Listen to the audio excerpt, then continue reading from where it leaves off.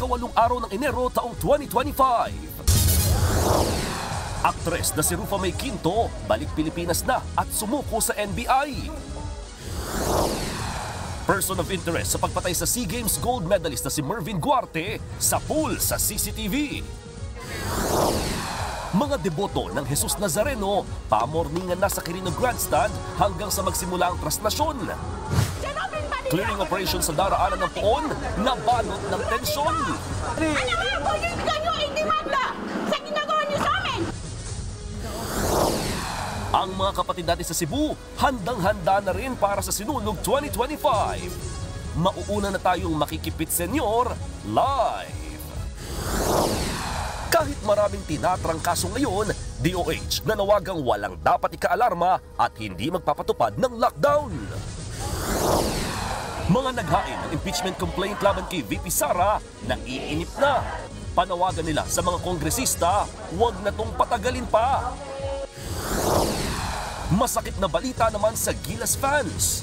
Kai Soto, hindi na makakapaglaro sa FIBA Asia Cup qualifiers dahil sa ACL injury. At eto na nga, singer na si Gigi Delana, scammer daw.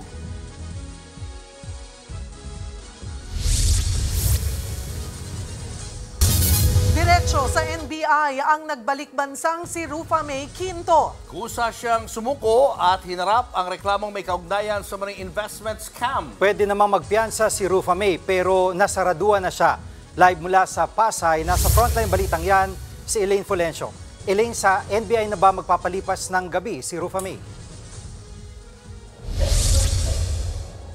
Yes, Gigi, mananatili muna sa kustodiya ng NBI ang aktres at komedyanteng si Rufa May Quinto matapos nang sumuko ngayong araw sa NBI. Kanina, inasikaso nila yung kanilang mga kailangang ipasa doon sa Pasay Court para sana maihain yung kanyang bail, pero hindi sila nakapagpasa dahil nasaraduhan na nga sila ng Pasay Court. Bandang alas 5 ng madaling araw kanina nang umuwi sa bansa ang comedian actress na si Rufa May Quinto. Nanggaling pa siya sa San Francisco, California sa Amerika. Ang sumundo sa kanya ang mga tauhan ng NBI International Airport Division. Voluntaryong sumuko si Rufa May matapos maglabas ng warrant of arrest ang isang korte sa Pasay laban sa kanya. Para yan sa kinakaharap niyang 14 counts ng reklamong paglabag sa Securities Regulation Code. Kaugnay ito sa paghikayat niya umano ng investors para sa kumpanyang Dermacare Beyond Scare Care Solutions. Ayon sa Securities and Exchange Commission, hindi otorisado ang Dermacare na mangalap at mamuhunan dahil hindi umano ito rehistrado at walang license to sell securities. Nilinaw ng kampo ni Rufa May na hindi siya sangkot sa kasong syndicated staffa. Ang kasong kinasangkutan ni Nery Naig Miranda. Agad na nagtungo sa Pasay Court ang kampo ni Rufa para maglagak ng piyansa sa halagang 1.7 million pesos. Tumanggi munang magbigay ng pahayag ang aktres pero sabi ng kanyang abogado, medyo nahilo po siya at masama yung pakiramdam. Check muna ng doktor, she might be rushed to the ER then. Pero hopefully, hindi na. Siya nag-volunteer, parang sinasabi niya na biktima na naman siya ng maling accusation. Kaya binibigay naman natin sa kanya yung assistance. Bukas nakatakdang humarap sa pagdinig si Rufa May tungkol sa kasong isinampa laban sa kanya. Gigi, kanina nagkaroon tayo ng pagkakataon na makausap nga yung abogado ni Rufa May at ayon sa kanya ay biglang sumama yung pakiramdam nga ng aktres. Siguro dahil daw sa jet lag or dahil na rin sa anxiety nga dahil pagkalapag niya ay agad na siyang sinundo ng NBI sa paliparan. At ayon nga sa abogado niya ngayon, minomonitor yung kanyang health condition at sakaling lumala ay baka itakbo siya sa ER. Pero ayon nga sa kanilang kampo ay umaasa sila na magiging maayos at mapagbibigyan yung kanilang paghain ng bail bukas sa Pasay Court. Gigi? Maraming salamat, Elaine Fulgencio. 7 ang sugatan sa banggaan ng jeep at ambulansya sa Quezon City. Ang isa sa mga nadamay sa disgrasya, inakalang nananaginip lang siya. Nasa frontline ng balitang yan, si Hannibal Talete. Nayupi ang harapang bahagi ng jeep na ito matapos makabanggaan ng isang ambulansya sa Quezon City. Wasak din ang harapan ng ambulansya. Ayon sa QCPD Traffic Sector 3, binabagtas ng jeep ang Kalayaan Avenue. Pagdating ito sa kanto ng Viluna Avenue, sakto namang patawid ang ambulansyang papuntang ospital para maghatid ng pasyente. Sugatan ng 4 na sakay nito, kabilang ang driver, 2 taga-barangay at kaanak ng pasyente. Ligtas naman ang pasyente na inilipat ng ibang ambulansya para madala sa Philippine Heart Center. Nagpapasalamat kami sa Panginoon. Wala akong malubang nangyari sa lahat ng dala na sakay ng ambulansya namin. Siguro yung mga galos po, yun, mga muscle pain, ganon, chest pain, like yung driver namin. Sugatan din ang dalawang pasahero ng jeep. Nadamay naman sa aksidente ang isang kariton na nakapwesto sa bangketa. Nawasak ito na mabangga ng ambulansya. Nagasgas naman ang noo at braso ni George Camacho na natutulog noon sa kariton. May narinig akong wangwang. Parang panaginip na wang. Bilang tumilapon ako. Nagising ako. Akala ko patay. Kaya kaming dalawa magkatabi, Santo Niño. Sa kabuuan, 7 ang sugatan. Patuloy namang pinaghahanap ng mga pulis ang tumakas na driver ng jeep. Nagbabalita mula sa frontline, Hannibal Talete, News 5. Nuestro Padre Jesus Nazareno. Pamorningan na sa Quirino Grandstand ang mga deboto ng Poong Jesus Nazareno hanggang sa magsimula bukas ang traslasyon. Tinitiis nila ang 8 oras na pila para lang sa pahalik na tinatawag ding pagpupugay. At live mula sa Quirino Grandstand, nasa frontline ng balitang yan, si Mon Galvez. Mon, ilang deboto na ba ang pumipila dyan sa pahalik? Julius, kung susumahin, lampas 40,000 na ang paunang bilang ng mga debotong nagtungo rito sa Quirino Grandstand para nga sa tradisyonal na pahalik sa Poong Jesus Nazareno at patuloy pang nadaragdagan ng bilang na yan habang lumalalim ang gabi. Hindi maubos-ubos na pila. Ganitong sinusuong ng mga deboto mula Rojas Boulevard hanggang Quirino Grandstand para sa pahalik sa Poong Jesus Nazareno.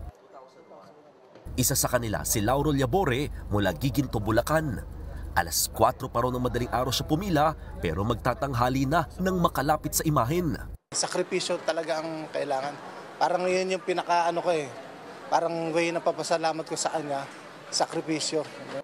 Ang magkaibigang Dondon Chua at Jason Yu inabot naman ng 8 oras sa pila. Pero wala raw pagsisisi basta't maiparating lang ang panalangin sa Poong Nazareno. Walang kain, walang ihi. Tsinaga namin yun, tinis ko lang yun kasi panata ko yun. Panata ko na po ito sa aking mahal na Panginoon. Sa mga biyayang binibigay niya sa akin, papasalamat lang po kami. Sa dami ng mga deboto at tagal nila sa pila, hindi tuloy maiwasang may mahilo. Sunod-sunod ang pagpunta nila sa first aid station ng MMDA. Marami ay pawang mga senior citizen na inalta presyon. Mainit, palang araw, pero medyo smoggy. Kaya medyo napawisan ako, kaya ginawa ko na punta na dito baka sakali. Para maibsan ng pagod, ngalay at inip, namigay naman ng burger ang mga kababaihang ito mula Quiapo Church. First time silang nag-set up ng tinatawag na karidad paglampas lang sa imahin. Actually, hindi naman mabubusog yun sila sa konting champurado, isang sandwich. Pero kahit papaano makita mo yung tao na natutuwa sila. Ay, may pagkain, ay, may pakaridad. Imbis na pahalik, gusto ng organizers na tawagin itong pagpupugay lalo't bawal pa rin ang literal na paghalik sa imahin. Paniniguro nila, hanggat may debotong nakapila, magtutuloy-tuloy ang pagpupugay o pahalik. Kanya-kanyang latag naman ang sapin sa open grounds ng Quirino Grandstand ng ilang pamilyang deboto ng Jesus Nazareno. Pamorningan na raw sila rito kaya may baon na rin mga pagkain. Hanggang kinabukasan na kami rito. Pagkatapos ng misa, na kami, uwi na. Para naman sa mga batang mga may sakit, naman sila, gumagaling, ganun. Taon-taon, ganun namin. Lahat kami, Team Looban. Kabilang sa nakita nating kilalang personalidad dito sa pahalik si Senador Francis Tolentino. Kinumusta niya ang mga tauhan ng MMDA pati na mga nakapila. Namigay nga rin siya ng mga pamaypay. Una nang nakiusap ang Quiapo Church na huwag gamitin sa politika ang traslasyon. Pero git ni Tolentino na re-election sa 2025 bilang Pilipino, 2010 pa siya deboto ng Nazareno. Ay, ano pa ho tayo nagsimula dito? Nung MMDA chairman pa ako, walang kulay dapat ito. Dapat yung panalangin natin para sa bansa.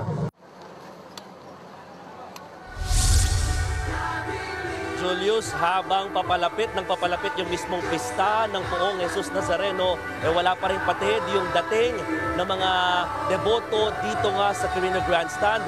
Ang ilan sa kanila ay ngayon pa lamang nakapunta sa mismong pahalik sa paanan at krus ng Poong Nazareno dito sa likod ng entablado. Yung dulo ng pila umaabot pa rin sa may Ross Boulevard, partikular umikot na yan sa may pinaka-rebulto ng Kalabaw. Papunta na yan sa Manila Hotel, ganun kahaba yung pila niyan mula dito sa entablado sa Quirino Grandstand. At bukod dyan sa mga debotong nakapila, parami naman ng parami.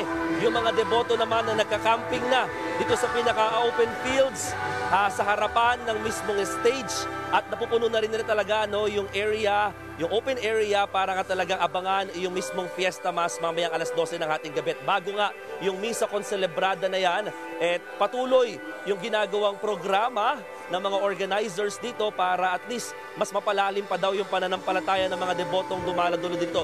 Napupuno yan ng mga kantahan, may sayawan din at syempre may mga nagpapatotoo patungkol nga sa mga milagrong nagagawa ng Poong Jesus Nazareno. Julius. Mon, anong oras natin inaasahan na magpipik itong dami ng mga tao dyan sa pila?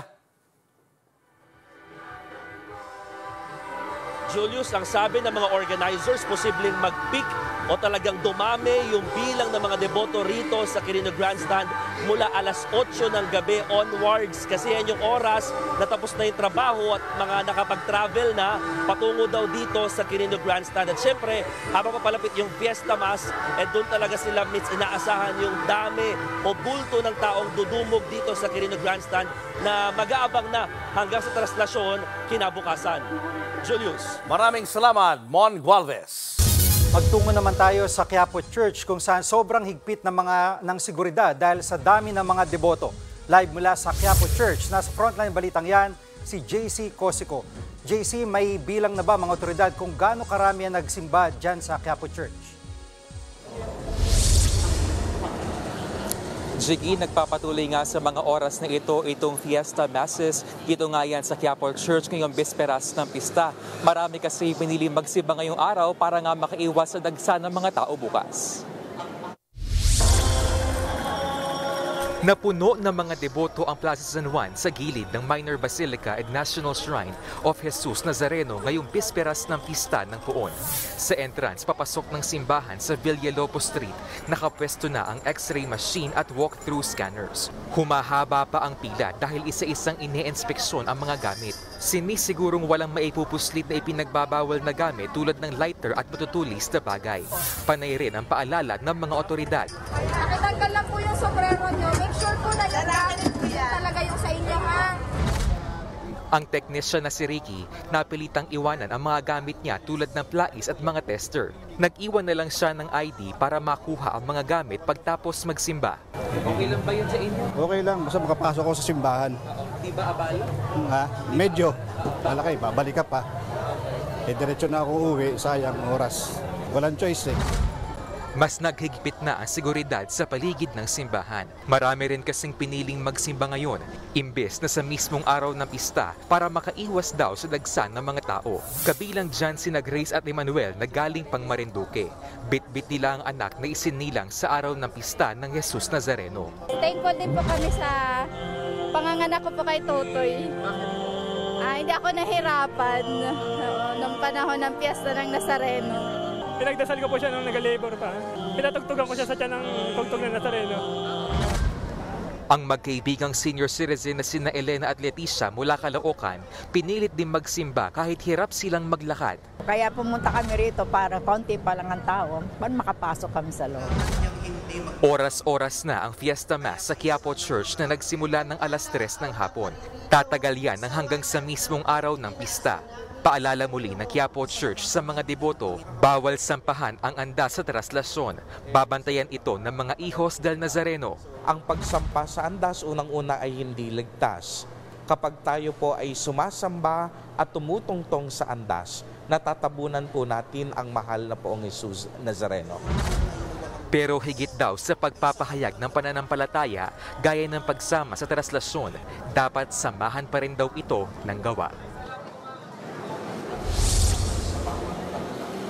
Jiggy, doon naman sa mga hindi makaka-attend nga physically, doon sa mga activities nga both sa Quirino Grandstand at dito nga sa Quiapo Church ay meron naman mga live stream. Ito ang pamunuan ng simbahan. At mga kapatid, simula po ngayong gabi hanggang Biyernes ay mapapanood po dito sa giant LED billboard dito po sa Plaza Miranda ang Frontline Pilipinas, 6:30 p.m. hanggang 7:30 p.m. Balik sa inyo. Ayan, JC, at kitang-kita ka dyan sa malaking screen na yan. Pero ang isa sa mga tanong ko ay marami na rin ba mga first aid station para sa mga deboto na nagpupunta dyan at para bukas sa traslasyon? Yes, Jiggy. In fact, marami yung first aid station sa paligid ng simbahan. Doon sa harap ng simbahan kanina, meron daw 11 na nahilo na binigyan nga ng first aid. At all set na rin yung field hospital ng Philippine Red Cross dyan nga sa Kartilyan ng Katipunan. Jiggy. Maraming salamat, JC Cosico. Tinikita na ang mga iligal na nakaparada sa mga kalsadang daraanan ng andas ng Poong Jesus Nazareno. Pati ang mga nakakasagabal na tindahan, hindi pinalagpas. Nasa frontline ng balitang yan, si Gerard de la Peña.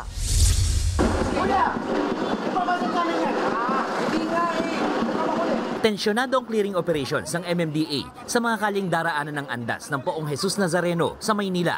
Nakipagsagutan ng mga residente ng Arlegui nang kumpiskahin ng kanilang mga paninda. Ilang araw na kayo pinagsabihan. Ayun na nga po, tinatanggol na. Yun nga, ang point dito, pag wala kami balik, di ba? Ayun na nga, tinatanggol na eh. Wag yung mga una.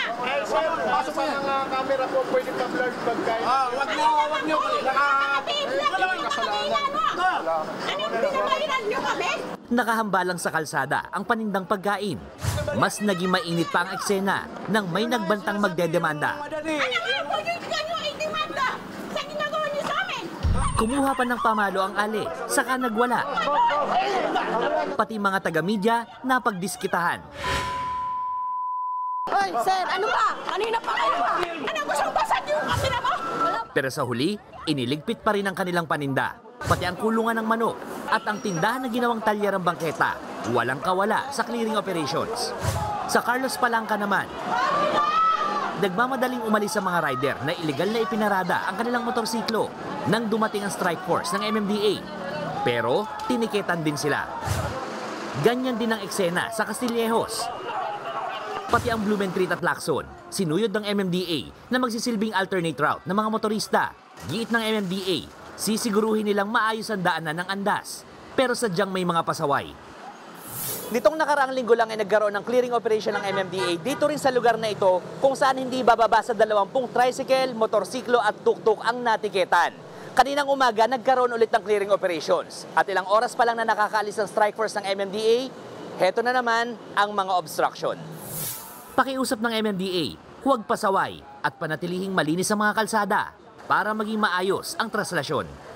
Nagbabalita mula sa Frontline, Gerard de la Peña, News 5. Pasado na ang nationwide peace rally ng mga miyembro ng Iglesia ni Cristo sa Lunes, January 13. Dito sa Metro Manila, isasagawa ang peace rally sa Diwasang Bonifacio. Kaya nagsagawa na ng coordinating meeting ang National Capital Region Police Office at mga kinatawan ng INC. Layunin ng rally na tutulan ang impeachment complaint laban kay Vice President Sara Duterte.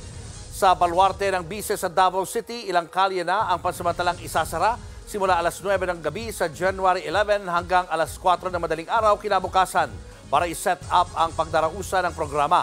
Buong araw naman ulit isasara ang parehong mga kalsada sa January 13 para sa mismong rally. Tiyatang abot sa 300,000 ang inaasang dadalo sa naturang event.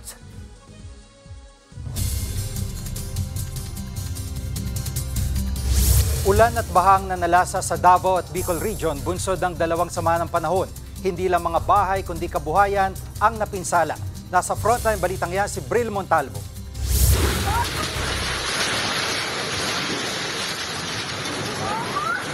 Biglang gumuho ang pader ng isang gym sa Barangay Buhangin, Davao City. Pumasok ang baha at nagkasira-sira ang mga gym equipment sa loob. Nabalot ng makapal na putik ang sahig ng establishmento. May ibang gamit ding natabunan ng lupa. Ayon sa may-ari ng gym, aabot sa 9 million pesos ang pinsala. Lupa pala, lupa. May kasamang tubig yung bumagsak dito. Walang client, walang staff, safe naman po lahat. Sa Barangay Matina Crossing, malakas ang ulan. Natumba at inanod ng baha ang isang motorsiklo. Nagka-flash flood naman sa isang purok sa Barangay Matina, Pangi. Ang ibang residente, inabisuhang lumikas.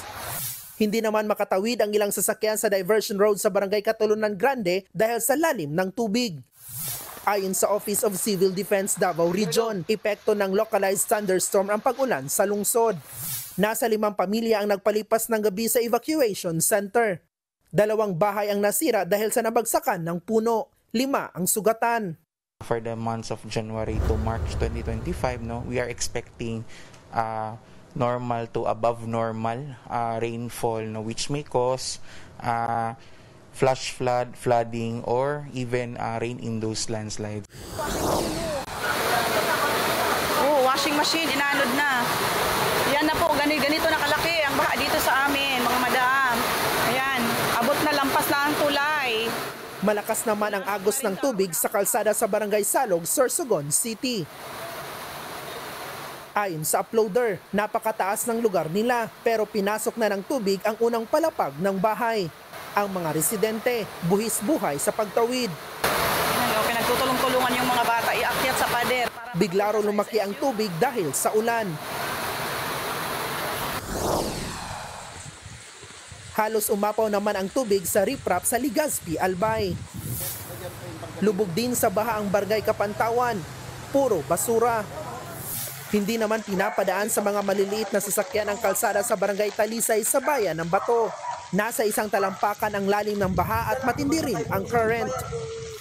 Suspendido ang klase sa lahat ng antas sa Catanduanes dahil sa malakas na ulan.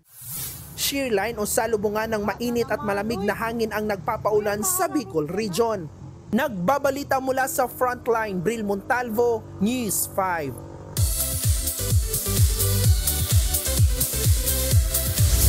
The Voice USA Season 26 Grand Champion, Sofronio Vasquez, is home. At isa sa mga unang nagbigay ng warm welcome sa Pinoy Pride sa kantahan ay no less than the President at ang First Lady. Sa kanyang courtesy call, kinantahan ni Sofronio ang first couple ng kanyang winning song na A Million Dreams at ang The Beatles song na Imagine. Nakakuha naman siya ng standing ovation sa Pangulo. Si Sofronio ay kauna-unahang Pinoy at Asian na nanalo sa The Voice USA.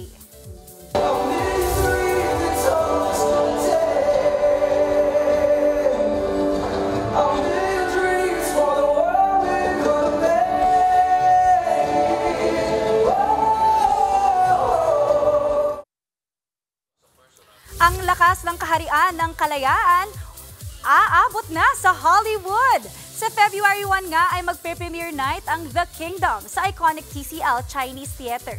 Nasa frontline ng balitang yan si MJ Marfori. Kasing init ng fight scene na Lakan, Makisig at Sulo, ang init pa rin ng pagtanggap ng mga Pilipino sa The Kingdom.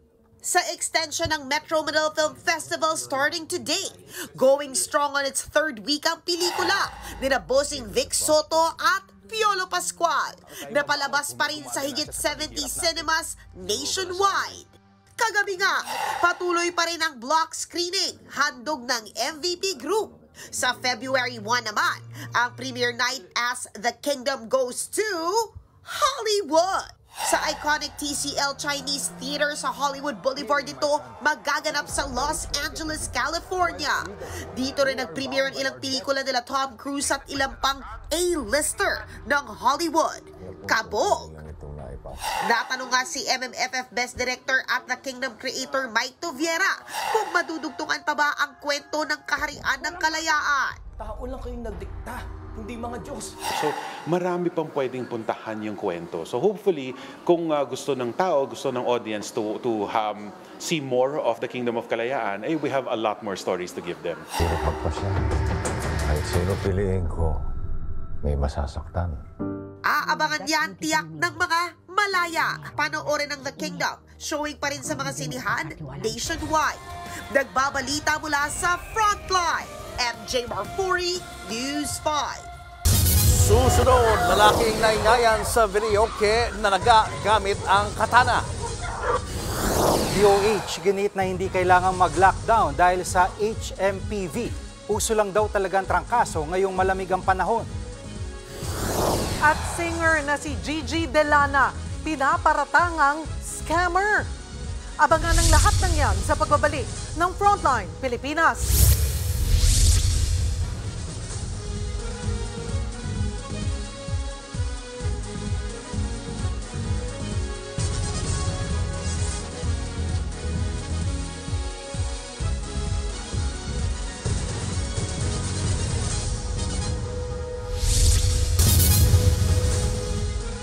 Mga kapatid, Julius Babaw po, nasa Middle East o saan mang dako ka ng mundo, manatiling may alam at may pakialam sa mga mainit na balita dito sa ating bansa. Simulan po natin ang bawat araw sa tuloy-tuloy na balitaan sa Frontline. Mag-follow at mag-subscribe sa social media pages ng News 5. Pinatay sa kanya mismong kaarawan ang isang lalaki sa Cavite. Gamit ang katana, pinagsasaksak siya dahil naingayan sa videoke. Nasa frontline ng balitang yan, si Gary De Leon. Sigaw ng pagmamakaawa ang maririnig sa bidyong yan. Mag-alas 11 ng gabi, itong linggo sa General Trias, Cavite. Hindi gaano kita, pero isang lalaki may hawak ng katana. Ang bigla na lang, nanaga dahil naingayan sa videoke. Dead on the spot ang 36 anyos na si James Brian Luna na napuruan sa tagiliran na tumago sa puso. Napuruan din ang kanyang kapatid na lalaki na critical ngayon sa ospital. Sa investigasyon, birthday ni Luna noon kaya nag-arkila sila ng videoke at nagkantahan sa harap ng kanilang bahay. Ayon sa kanyang asawa na si Alea, lumapit sa kanila ang purok leader na si Dante Castro para pahintuin ang kantahan dahil gabi na. Pero humirit daw ang birthday boy. Sabi po ng mister ko sa kanya, kasi kinausap po siya, sabi po ng mister ko sa kanya, baka pwede naman humirit kahit 1 oras na lang. Pumayag po siya, sabi niya po, o sige pre, ngayon lang ha. Pagkaraan ng ilang minuto, pumasok na raw ng bahay si Luna para magpahinga. Si Alea naman ang nagpatay ng videoke. Pero ang kapatid ng biktima naglabas ng maliit na speaker para may tugtugan pa rin daw. Dito na muling lumapit sa kanila ang purok leader na may kasama ng backup na si Johnson Ombao. Siya ang may dala ng katana. Nagkaroon ng konfrontasyon hanggang sa napasugod si Luna para umawat, pero siya ang napuruan ng katana. Mabilis na tumakas ang mga sospek. Hustisya ang hiling ng asawa ni Luna, lalo't 6 ang naulila nitong anak. Nagmakaawa na rin po ako sa kanya na, Kuya, wag mong ganawin kasi hindi po nalaban sa iyo. Gumano na po ako sa kanya. Ba't ginano niya po yung mister ko? Walas ng karapatan, pumatay ng tao.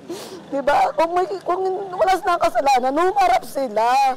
Ganun po yun eh. Ilan po yung anak ko, 6 po yung anak ko. Paano ko na po ngayon bubuhayin yan? Wala na po yung mister ko. Nagsasagawa na ng manhunt operation sa 2 suspect na nahaharap sa kasong murder. Nagbabalita mula sa Frontline, Gary De Leon, News 5. Usong malatrangkasong sakit ngayong malamig ang panahon, kabilang sa binabantayan ng tumataas na kaso rin ng sakit sa China, pero hindi raw natin kailangan mag-lockdown. Nasa Frontline balitang yan si Brian Basa. Ang holiday season naging flu season na rin daw. Malamig ang panahon, dala ng hanging amihan, kaya marami ang tinatamaan ng malatrangkasong sakit. Ayon sa Department of Health, higit 179,000 ang tinamaan ng malatrangkasong sakit noong nagdaang taon.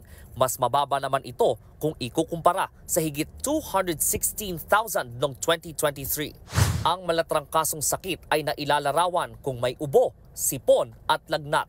Iba-iba ang mga virus na pwedeng pagmulan nito. Isa na ang Human Metapneumovirus o HMPV na tumaas nga ang kaso sa China noong mga nakaraang linggo. Habang dito sa Pilipinas, wala pang 300 ang mga kaso ng HMPV. Giniit ng DOH sa isang interview, hindi kailangang mag-lockdown dahil sa bagong outbreak sa China. Hindi na raw bago ang virus na ito, di tulad ng coronavirus na nagdudulot ng COVID-19. Ang HMPV ay paminsan-minsang nakikita na walang kakaibang clustering o pattern sa buong taon. Karamihan sa mga taong nahawaan ng HMPV ay magkakaroon lamang ng banayad na mga simptomas. Hindi kailangang magpanik basta't may tamang pag-iingat sa kalusugan. Ayon pa sa isang eksperto, hindi kailangan ng bakuna kontra HMPV. Payo ng DOH, maghugas ng kamay, mag-vitamins, tiyaking maayos ang pagkain, uminom ng tubig, at hanggat maaari, umiwas sa matataong lugar. Nagbabalita mula sa Frontline, Brian Basa, News 5. Nilalamig ang mga bulaklak sa Benguet, kaya bumabagal ang pamumukadkad ng mga ito. Problema yan, lalo't yan pa naman ang mga ibebenta sa Valentine's Day. Nasa frontline ng balitang yan, si Gerard de la Peña. Nakapag-Benguet na ba ang lahat? Kung hindi pa, ihanda ang panabla sa lamig. Sa 10-day monitoring ng The Weather Channel, naglalaro sa 15 to 18 degrees Celsius ang temperatura sa probinsya. Okay mag-OOTD at mamasyal, pero pahirap yan sa mga magsasaka. Naninigas ang mga pananim, kaya bumabagal ang paglaki nito. Ang magsasakang si Geraldine Kayat, problemado kung aabot ang mga itinanim na bulaklak para sa Panagbanga Festival at sa Valentine's Day sa Pebrero. Kapag malamig kasi medyo slow yung pagbuka nila, tapos yung pag-bloom nila, yung pag mag-flower initiate na siya, unti-unti lang siya. As compared kung mainit talagang madali lang siyang bubo. Kapag kasi hindi nangyari yan, mababaliwala ang mga tanim para sa peak season. Meron talaga kaming nakatanim na para sa Valentine's. Sa amin kasi sunflowers, tapos may konting roses. Bukod pa dyan, tourist attraction din ang mga tanim na bulaklak. Kaya malaking problema talaga kung hindi ito tumubo. Dinarayo pa yan ng mga turista. Kasama kasi siya sa sa bucket list namin. Then, di namin siya napuntahan last year. Ngayon lang po kami nagkaroon ng time makapunta dito. Maganda. Feel good. See the flowers fresh. Posibleng magtaas ang presyo ng mga bulaklak sa Benguet pagpasok ng Pebrero. Nagbabalita mula sa Frontline, Gerard de la Peña, News 5. Isa sa ilalim sa rehabilitasyon ng DPWH ang kahabaan ng EDSA ngayong taon ay kay DPWH Secretary Manny Bonoan. Prioridad ng Administrasyong Marcos ang pagsaayos sa EDSA para mas mapaganda ang biyahe ng mga biyaherong dumaraan dito araw-araw. Isang EDSA sa mga pangunahing kalsada sa Metro Manila na kilala dahil sa matinding traffic. Target simulan at tapusin agad ang rehabilitation sa EDSA ngayong taon. Kasi sa ngayon, dumaan ka sa EDSA, minsan nahihirapan ka mag-text sa kakakalbog ng sasakyan. So I think it's about time that we need to rehabilitate EDSA once and for all.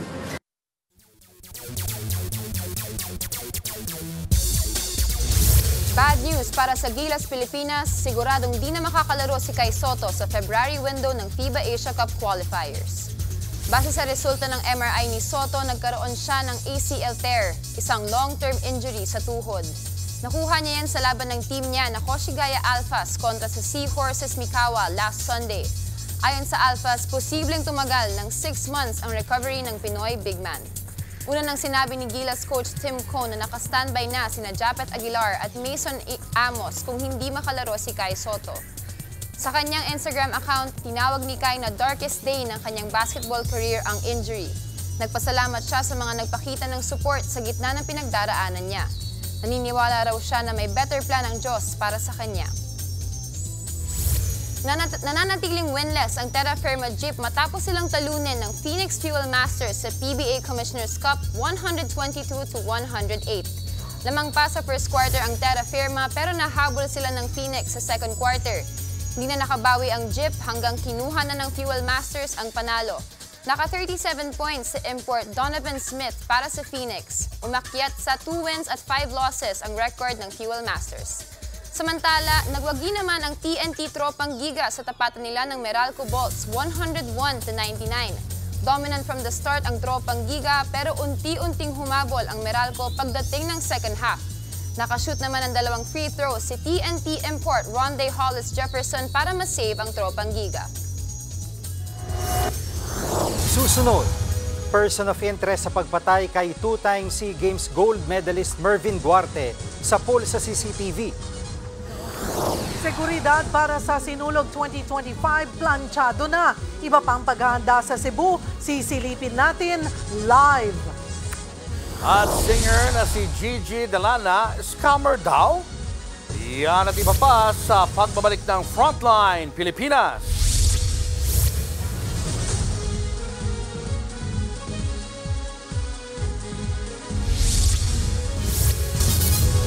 Mga kapatid, Julius Babaw po. Nasa Middle East o sa amang dako ka ng mundo, manatiling may alam at may pakialam sa mga maiinit na balita dito sa ating bansa. Simulan po natin ang bawat araw sa tuloy-tuloy na balitaan sa Frontline. Mag-follow at mag-subscribe sa social media pages ng News 5. Nasa pulsa video ang person of interest sa pagpatay kay two-time SEA Games gold medalist Mervin Guarte sa Oriental Mindoro. Lumalabas na kababata ng biktimang person of interest na may sama raw ng loob sa atleta. Nasa Frontline balitang yan si Ian Suyu. Sa kuhang ito ng CCTV, makikita ang pagpasok ng isang lalaki sa eskinita sa sitio pinagkaisahan sa Calapan City, Mindoro kahapon ng madaling araw. Tinakip niya pa ang jacket sa kanyang ulo. Pero makalipas ang halos 2 minuto, lumabas ulit ang lalaki. Kaswal siya na naglakad palayo sa eskinita. Ang lalaking yan ang tinuturong person of interest sa pagpaslang kay two-time SEA Games gold medalist Mervin Guarte. Ang CCTV, malaking susi raw sa development ng kaso. Natukoy na raw ng otoridad ang pagkakakilanlan ng lalaki sa tulong ng isang testigo. Dati raw kababata ng biktima ang POI na may kinikimkim na galit kay Guarte. Sa ngayon, pinaghahanap muna siya ng mga pulis. Galing si Guarte sa inuman at nakitulog sa bahay ng kaibigan niyang barangay kagawad ng saksakin habang tulog. Naisugod pa si Guarte sa ospital at nakapagbigay pa ng salaysay sa investigador pero namatay rin kalaunan. Nakuha sa crime scene ang kutsilyong ginamit sa krimen. Nakaburol na si Guarte sa kanilang tahanan sa Nauhan Oriental, Mindoro. Labis naman ang paghihinagpis ng kapatid niyang si Marina. Ang hirap tanggapin. Kasi po, madami pa siya pangarap sa kanyang buhay. Pa yung mga anak niya po kalihitan pa. Nanalo si Guarte ng 2 silver medal noong 2011 Southeast Asian Games bilang miyembro ng track and field team. Kalaunan naman ay sinubukan niyang maglaro ng obstacle course kung saan niya nakuha ang gintong medalya sa men's 5-kilometer event. Nasundan pa yan ng isa pang ginto sa men's relay event ng SEA Games noong 2023. Nakatakda namang pumunta sa Mindoro ang Pilipinas Obstacle Course Federation para makiramay sa mga naulila ni Guarte na tinuturing nilang isang role model na national athlete. Nagbabalita mula sa Frontline, Ian Suyu, News 5. Puspusan ang paghahanda para sa Pista Senyor at Sinulog sa Cebu City. Inilatag na ang ruta ng parada at ininspeksyon na rin ang mga daraan ng kalsada. Live mula sa Cebu City, nasa frontline ng balitang yan si John Aroa. John, kumusta ang paghahanda sa seguridad para sa mga dadalo? Cheryl, plansyado na ang seguridad sa Pista Senyor at Sinulog 2025 dito sa Cebu. Libo-libo mga security personnel ang ide-deploy para siguraduhin magiging maayos ang pista. Nasa 4,000 security personnel ang ide-deploy sa Pista Senyor at Sinulog 2025 sa Cebu. Kabilang sa send-off kanina sa Cebu City Sports Center ang mga pulis mula sa Police Regional Office Central Visayas, Philippine Army at Coast Guard. Pati na ang mula sa Bureau of Fire Protection at mga Force Multiplier. Bukas inaasahang dadagsa ang mga deboto at turista para sa Penitential Walk with Jesus. Hudyat ito ng pagsisimula ng kapistahan ng Senior Santo Niño. Magsisimula ito sa Fuente Osmeña papuntang Osmeña Boulevard hanggang makarating sa Basilica Menor del Santo Niño de Cebu kung saan gaganapin ang opening salvo mass. Importante nga karon is really the peace and order situation as well as the safety sa atong mga tao nga manhi dito sa Cebu City. Ininspeksyon din ang mga lugar na daraanan ng Sinulog 2025 Straight Parade sa January 19. Mahigpit na ipatutupad ang liquor ban sa mga pampublikong lugar malapit sa ruta ng parada. Para sa mga di makakadalo sa Pista Senyor, dadalhin ang imahe ng Santo Niño sa mga ospital at bilangguan. It's important to show to them as well that we are one with them in the celebration of the Fiesta Senyor. Na included lahat. Walang no one left behind.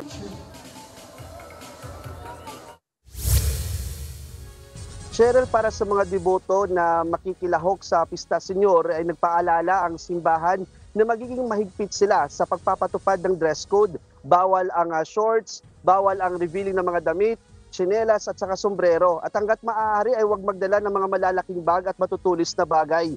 At samantala, Cheryl, pagkatapos naman ng opening salvo bukas ng umaga ay sunod-sunod na ang magiging misa dito sa Basilica hanggang sa January 18. Mula yan sa alas 4 ng madaling araw hanggang sa alas 7 ng gabi.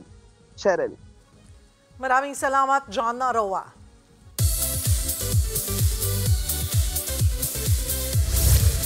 Unang 8 araw pa lang ng taon, mainit na agad ang mga showbiz update na OG Chismis Master na si Mama OG Diaz. At this time, nasa hot seat ang singer na si Gigi Delana na inirereklamong scammer daw. Ang siste, ang pangako ay si Gigi ay todo-todo magpo-promote. Pero hindi rin nagpo-promote. Minsan daw nagpo-promote pa ng kalaban. Tapos naniningil yung mga investors. Paano naman daw yung kanilang pera? Tapos nagtalbugan pa yata yung mga cheque. Ay! Yung mga pangako. Ayon sa Showbiz Update vlog ni na Mama Ogs, isang investor ang nagpaabot ng reklamong ito. Ayon pa sa nagrereklamo, 1 taon na raw nilang hinihintay ang kanilang return of investment pero dead man naman daw ang kumpanya. Bukod sa pagiging endorser ng G Cosmetics, parte na rin daw ng kumpanya si Gigi. Payo ni Mama Ogs kay Gigi, sagutin na ang mga paratang para na rin malinis ng singer ang kanyang pangalan. Susunod sa pool sa video, oil tanker, tumagilid at nang araro ng iba pang sasakyan. At bossing Vic Soto, sasampahan ng reklamo ang direktor na si Daryl Yap kaugnay ng pelikula tungkol sa yumaong aktres na si Pepsi Paloma. Tutok lang mga kapatid, magbabalik pa ang Frontline Pilipinas. Mga kapatid, Jiggy Manikad po, nasa Middle East o saan mang dako ka ng mundo, manatiling may alam at may pakialam sa mga mainit na balita dito sa ating bansa. Simulan natin ang bawat araw sa tuloy-tuloy na balitaan sa Frontline. Mag-follow at mag-subscribe sa social media pages ng News 5.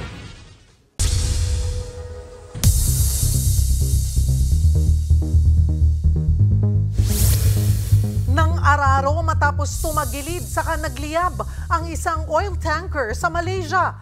7 ang sugatan. Ang buong detalye alamin sa Frontline News Abroad.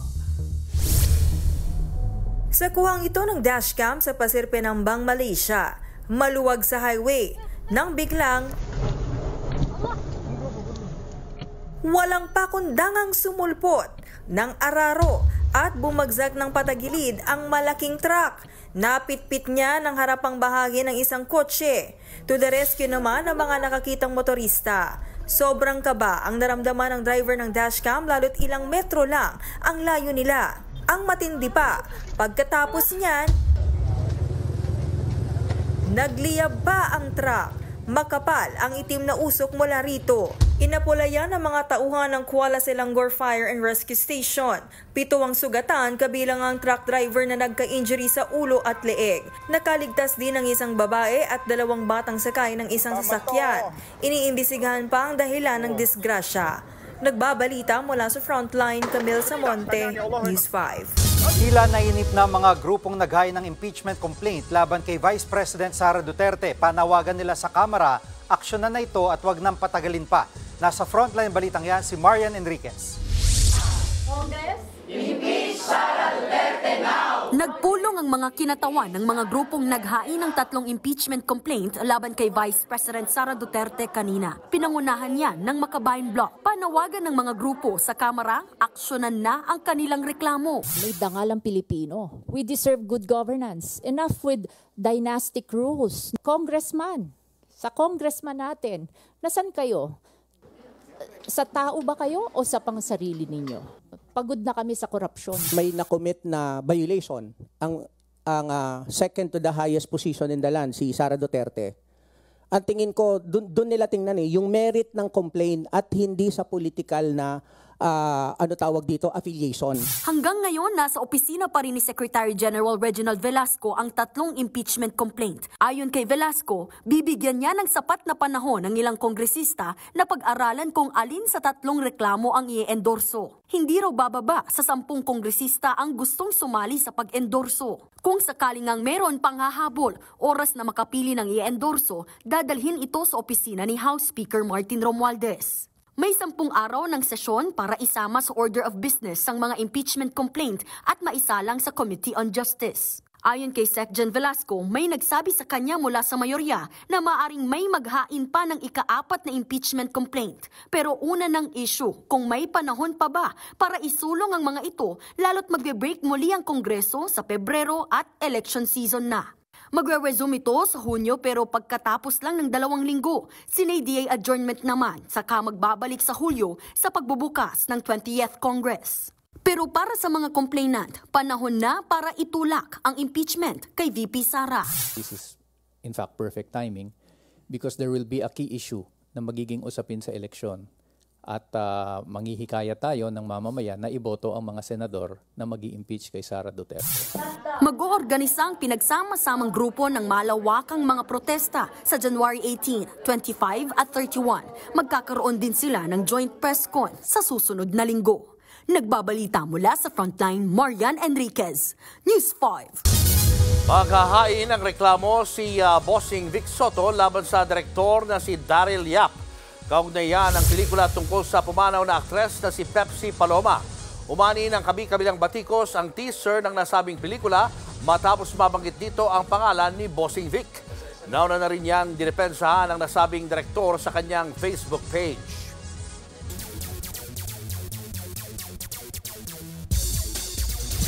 Nakascore mula sa half court si Trae Young para manalo ang Atlanta Hawks laban sa Utah Jazz.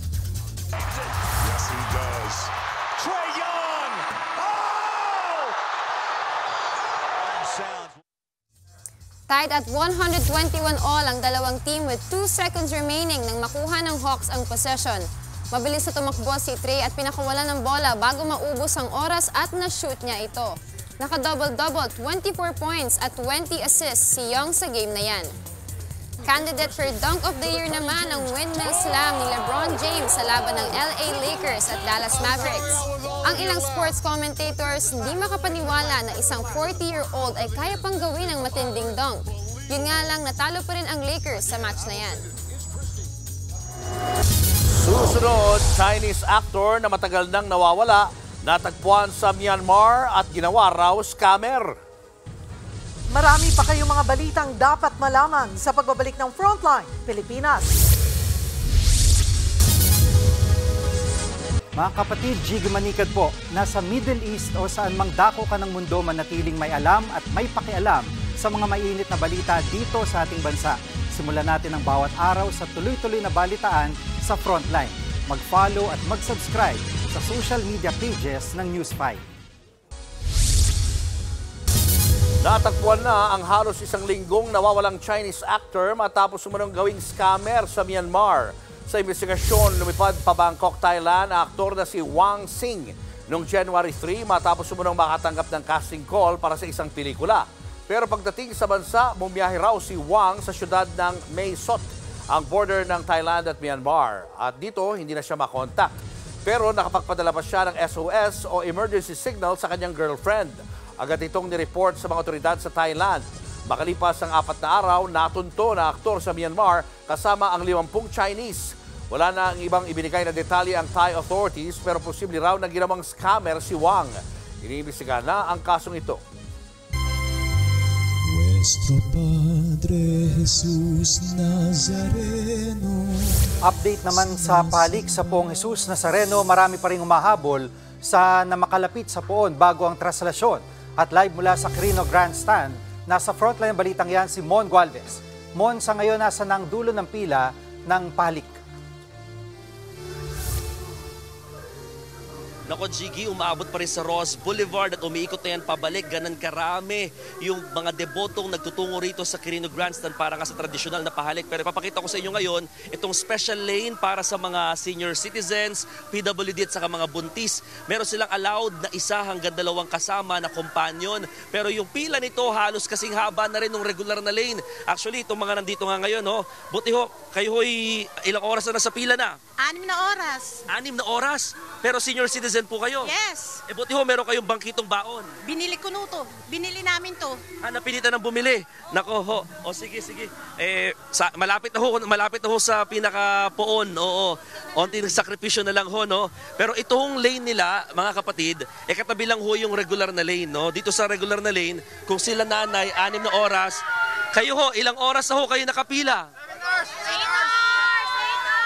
8 hours ang iba ho dyan, nasa mga alauna pa lang ng hapon ba o alas 11 ng umaga pa lamang, no? Pero ganyan, mga kapatid, pinapakita nila yung talagang pagsasakripisyo para nga talaga sa ginagawa na nilang panata, makalapit lamang sa Poong Jesus Nazareno para sa tradisyonal na pahalik o pagpupugay na tinatawag ngayon ng mga organizers dito sa Nazareno 2025. Balik sa iyo, Jiggy. Maraming salamat, Mon Gualvez. Mga kapatid, Cheryl Cosim po. Nasa Estados Unidos, Canada o saan mang dako ka ng mundo, manatiling may alam at may pakialam sa mga mainit na balita dito sa ating bansa. Simulan natin ang bawat araw sa tuloy-tuloy na balitaan sa Frontline. Mag-follow at mag-subscribe sa social media pages ng News 5. Kalaboso ang magpinsang holdupper sa Quezon City. Ang dahilan nila sa pambibiktima, dala lang daw ng kahirapan. Nasa frontline ng balitang yan, si Hannibal Talete.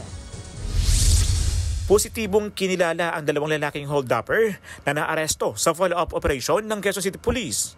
Magpinsan ng mga suspect na nasa edad 30 at 26. Nitong Lunes ng madaling araw, biniktima nila ang isang babaeng bibili lang ng pagkain sa Camis Road. So, habang siya ay naglalakad dito sa papunta dun sa restaurant ay biglang may lumapit sa kanya na itong dalawang suspect na may hawak na baril at saka balisong at agad tinutukan itong biktima at kinuha sa kanya yung kanyang sling bag.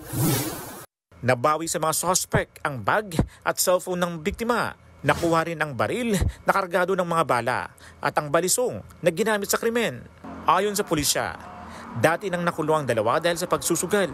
Nakakulong na sila. Katwiran ng mga suspect ng hinga ng reaksyon. Dala lang po ng pangangailangan. No comment na po, ma'am. Pasensya na po. No comment na po, ma'am. Dala lang ng kahirapan kaya po na kami nandito, ma'am. Mahaharap ang magpinsang suspect sa mga reklamong robbery, paglabag sa Comprehensive Firearms and Ammunition Regulation Act at Motorcycle Crime Prevention Act. Nagbabalita mula sa Frontline, Hannibal Talete, News 5. Bangkay na ng matagpuan ang 15 anyos na babae na tinangka umunong halayin sa Mulanay, Quezon Province. Biyernes ng hapon ang matagpuan ang katawan ng biktima sa isang bakanteng lote sa sitio Campalasyo sa barangay Anonang. Sa investigasyon ng mga pulis, tinangka umunong halayin ang grade 10 student na hindi pa pinangalanan ang salarin. Nanlaban daw ang biktima kaya nasaksak at napatay ng lasing na suspect. Nagsasagawa na ng manhunt operations ang mga pulis. Hindi na raw basta-basta magagamit ng mga epal na politiko ang pamamahagi ng ayuda sa ilalim ng AKAP. Bawal kasing ibalandra mukha ng mga politiko sa bigayan ng ayuda. Nasa frontline balitang yan si Ria Fernandez. Full-time housewife ang trabaho ni Joanna habang abala naman bilang delivery rider ang kanyang mister. Hindi regular ang naiuuwing kita ng kanyang asawa kada araw. Kaya aminado si Joanna na kinakapos talaga sila. Yung kikitain po talaga ng asawa ko is sobrang kulang dun sa tatlo pa lang po na batang papakainin. Ang mga tulad ng pamilya ni Joanna, ang gusto raw tulungan ng ayuda para sa kapos ang kita o AKAP program. Kaya noong nakaraang taon, isa sila sa nabigyan ng 3,000 piso mula AKAP. Ayon sa Department of Budget and Management o DBM, tugon sa inflation o bilis ng pagtaas ng presyo ng mga bilihin ang layunin ng AKAP. Kaya hindi vinito o inalis ni Pangulong Bongbong Marcos ang 26 billion pesos na pondo sa AKAP ngayon 2025, kahit wala ito sa orihinal na budget. gusto po natin as much as possible, makatulong pa rin po yung budget natin sa paglago ng ating ekonomiya. Pero di gaya ng dati na kailangan lang ng kahit anong government ID, mas magiging mahigpit na raw ang distribusyon ng ayuda ng AKAP, alinsunod sa kondisyong inilatag ni PBBM sa General Appropriations Act. Kabilang sa nilagay na safeguard ng National Economic and Development Authority o NEDA ang paggamit sa national ID. Para yung focus po yung pagbigay natin ng ayuda sa mga tamang beneficiaries po. Di po siya parang raffle. Sa pulong din noong Biyernes ng DSWD, DOLE at NEDA na mga nangunguna sa pagbuo ng AKAP guidelines na pagkasundoan ang paggamit ng bagong form at pagtatakda ng ceiling sa dami ng AKAP beneficiaries kada pamilya para hindi madoble. Maglalagay rin daw sila ng probisyon laban sa mga mamimeke ng mga dokumento at listahan. Ayon naman kay DSWD Secretary Rex Gatchalian, pwede pa rin ang mga referral, pero mga social worker at resulta ng interview at assessment pa rin ang pagbabasehan sa pagtukoy ng benepisyaryo. Tiniyak naman ng DBM na hindi magagamit ng mga epal na politiko ang programa. Bawal maglagay ng mga tarpaulin, muka at stickers, t-shirt ng mga politiko pag namimigay ka ng cash assistance or social protection program. Muling magkikita ang mga ahensya para plansyahin ang AKAP guidelines. Ayon kay DBM Secretary Pangandaman, posibleng tapos na ito sa susunod na linggo. Nagbabalita mula sa Frontline, Ria Fernandez, News 5.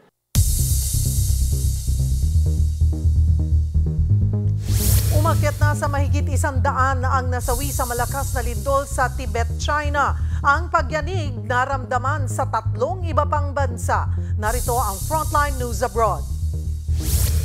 Gulat at biglang napatakbo ang babaeng yan sa loob ng isang supermarket sa Tibet, China. Sa pagmamadali, nabitawan niya ang bitbit na walis hanggang sa biglang yumanig ang buong establishmento. Sunod-sunod nagtakbuhan ng mga tao habang nagbabagsakan ng mga paninda dahil sa malakas na lindol. Sa CCTV naman mula sa isang tindahan ng cellphone, kita kung paanong nabuwag ang kisame saka nagbagsakan ng mga kahoy. Ayon sa United States Geological Survey o USGS, 7.1 magnitude na lindol ang tumama sa Tibet na sinundan ng sunod-sunod na aftershocks. Kaya sa loob ba ng establishmento o labas, ramdam ang malakas sa pagyanig. Sa aerial shot na ito, kita ang malawakang pinsala ng lindol. Gumuho at nawasak ang mga gusali at bahay. Dahil dyan, kabi-kabilang residente ang natabunan. Ilan sa kanila nasagip at nakaligtas, pero ang ilan nasawi. Sa huling datos, 126 na ang namatay. Nagpadala naman ng tulong ang pamahalaan ng China. Pero ang katakot-takot na lindol na yan, hindi lang sa China naramdaman. Sa kuha ng CCTV na ito sa labas ng hotel sa Nepal, napalabas ang isang lalaki dahil sa paggalaw ng gusali. Napalikas pa ang ilang residente. Bukod dyan, naramdaman din ang lindol sa Bhutan at India. Nagbabalita mula sa Frontline, Gerard de la Peña, News 5.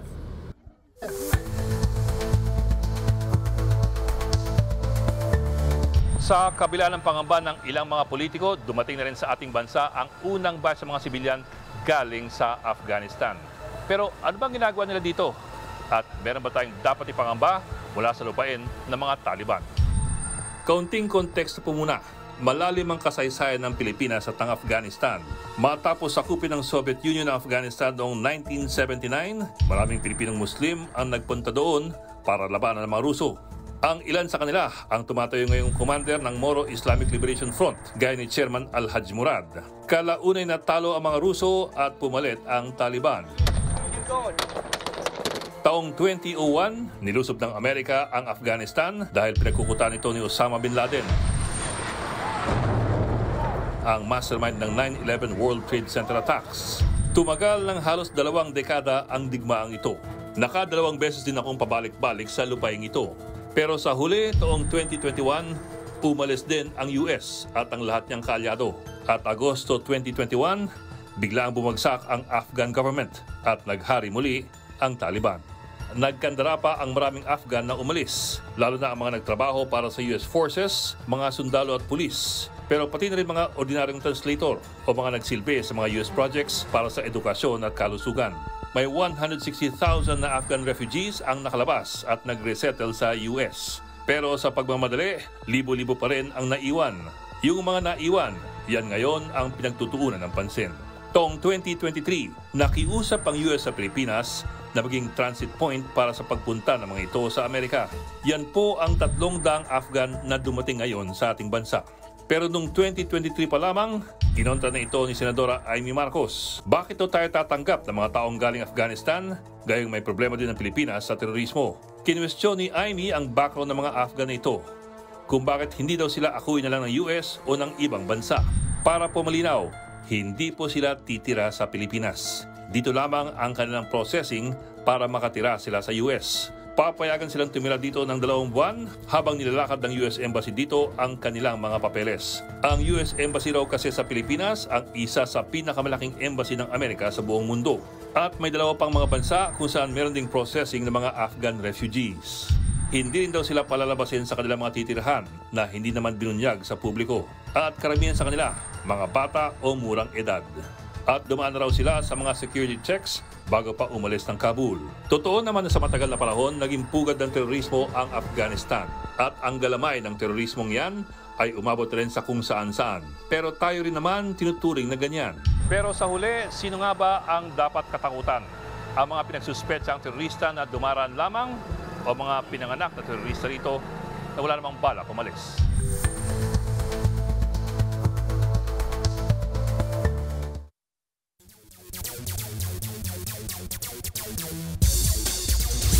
Gumawa ng kasaysayan ng mga Pinay sa sport na lacrosse. Nag-qualify ang ating team sa World Championship sa sport na yan matapos talunin ang higher-ranked Hong Kong and China. Ginulat ng mga Pinay ang lahat dahil tinambakan nila ang dalawang team kahit itinuturing silang underdogs. First time ng Pilipinas na mag-qualify sa championship. May natitira pang laban kontra sa Australia ang mga Pinay pero wala nang bearing ang result niyan sa qualification. Sa Japan gaganapin ang World Championship. Ang lacrosse ay isang sport kung saan gumagamit ng stick na may net ang players. Kailangan i-shoot ang rubber ball sa goal ng kalaban para makascore. Lumipad na po Uzbekistan ang Philippine Women's Futsal Team para sa paparating na AFC Women's Futsal Cup Qualifiers. Next week na ang qualifiers kung saan masusubukan ang galing ng mga Pinay sa 5-on-5 na futsal court. Makakalaban ng Pilipinas ang Afghanistan, Kuwait, Australia at Turkmenistan. Part ito ng paghahanda ng team para sa hosting ng bansa sa nalalapit na FIFA Futsal Women's World Cup sa November. At yan ang mga Frontline News sa sports ngayong Wednesday. Ako po si Titi Sharma. May bagong barkong pinadala ang China Coast Guard para magpatrolya sa karagatang malapit sa Zambales kapalit ng umalis na monster ship. Binuntutan din niya ng barko ng Philippine Coast Guard pero sila naman ang inikutan ng helicopter ng Chinese Navy. Nasa frontline na balitang yan si Gio Robles.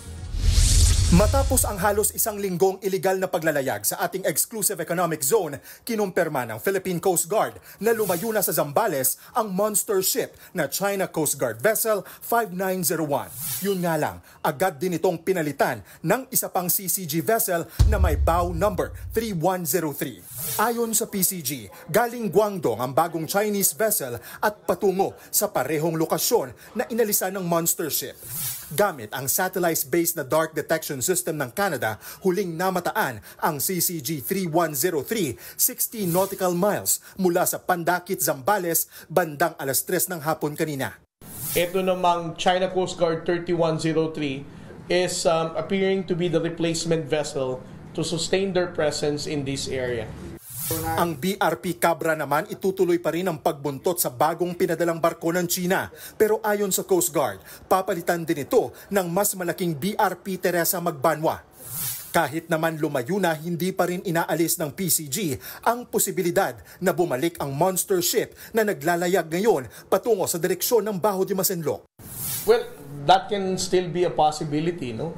The mere fact that China Coast Guard 5901 can stay as long as 45 days at sea, no, without being replenished.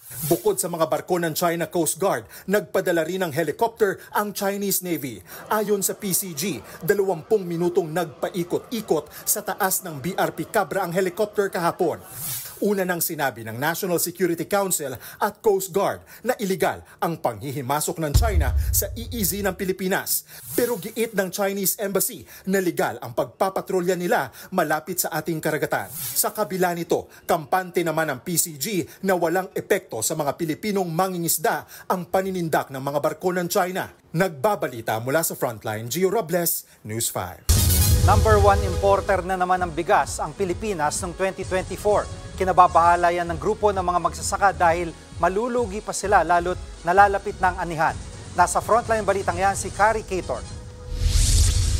All-time high ang inangkat na bigas ng Pilipinas nitong 2024. Base sa datos ng Bureau of Plant Industry, umabot ng 4.7 million metric tons ang rice imports ng bansa sa nakaraang taon. Yan daw ang pinakamataas sa buong mundo.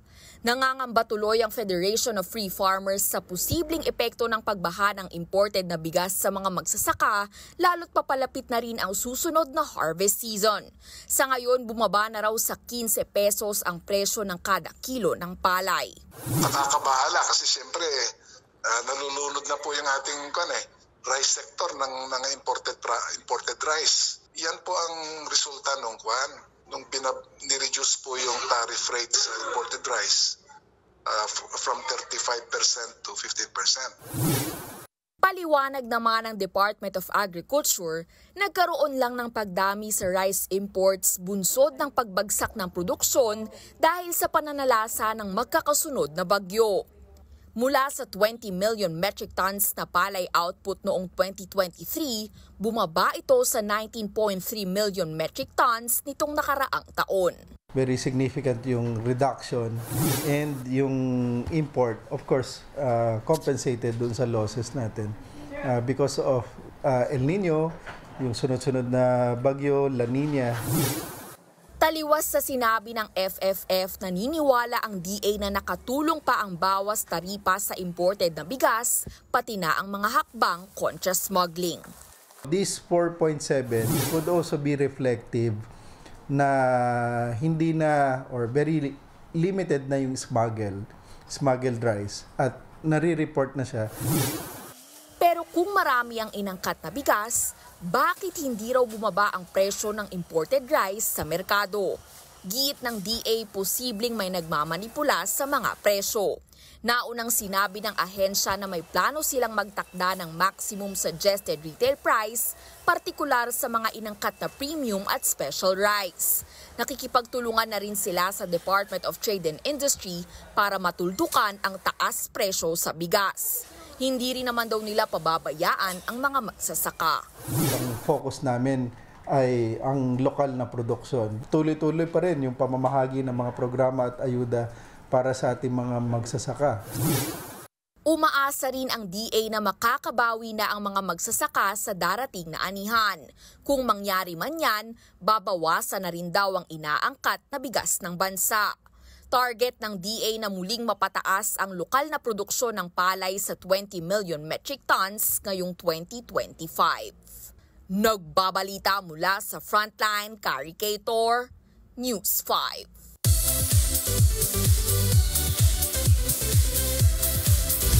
Magbe-break daw muna sa kanyang showbiz career ang Lavender Field star na si Jody Santa Maria.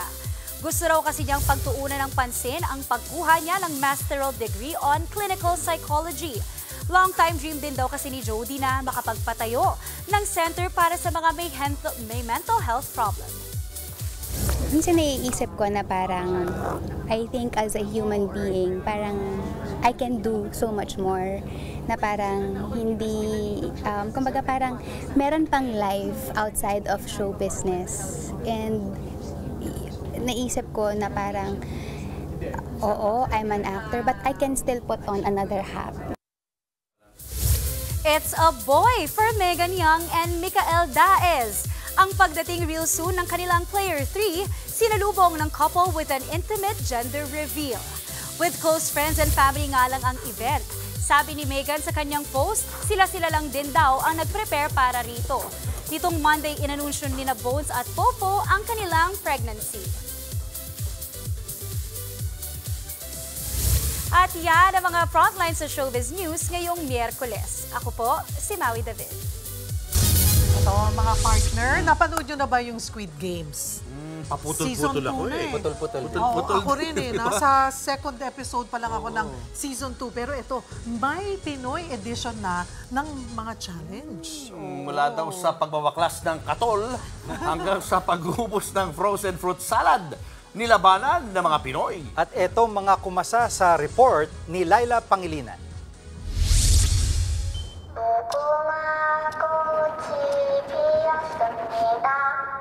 Gina G ang marami sa sikat ngayong Squid Game. Mga palarong pambata pero nakakamatay.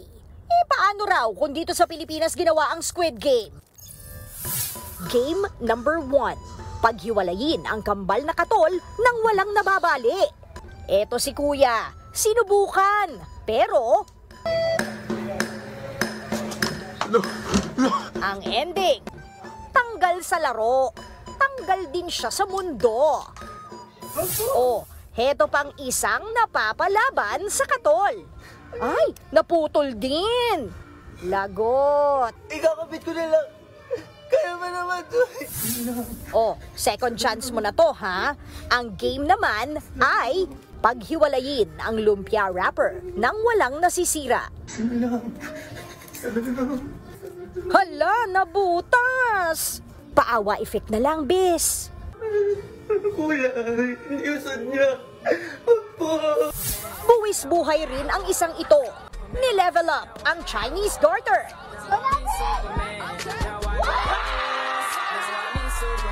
Wagi! Kaya hindi dead mother, dead all. Eto pang entry ng ilang netizen. G ka ba sa paramihan ng mahihilang yelo? Pero ang catch, ginupit na yung pinagbuhulan. Meron ding pabilisan daw makaubos ng fruit salad na ubod ng tigas. Yan ang mga Squid Game Pinoy Edition. Kakasaka ba? Nagbabalita mula sa Frontline. Laila Pangilinan, News 5. Wow! Naisip ko tuloy yung siopaw, no? Paano mo tatanggalin yung papel sa ilalim na hindi sasama yung karne? Yung bun. Oh, di ba? Lagi yun eh. Pag tinanggal mo yung papel, sumasama yung karne. Laman. Meron pa nga rin iba, hotdog naman na dikit-dikit paghihiwalayin na nagaling freezer. Tapos yung 3-in-1 na kape daw paghihiwalayin yung kape sa asukal. Yung pahirap na. Pahirap na pahirap. Ayan, good luck. Good luck. Basta happy-happy lang ha. Safe lang ha. At yan ang mga balita at impormasyong dapat nyo malaman sa araw na ito. Mga balita para sa may alam at may pakialam. Kami ang inyong mga kasangga sa Frontline Pilipinas.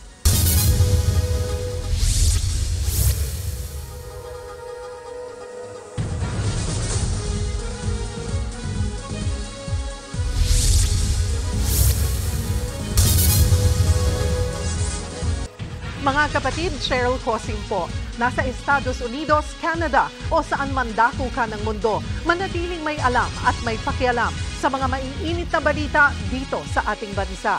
Simulan natin ang bawat araw sa tuloy-tuloy na balitaan sa Frontline. Mag-follow at mag-subscribe sa social media pages ng News 5.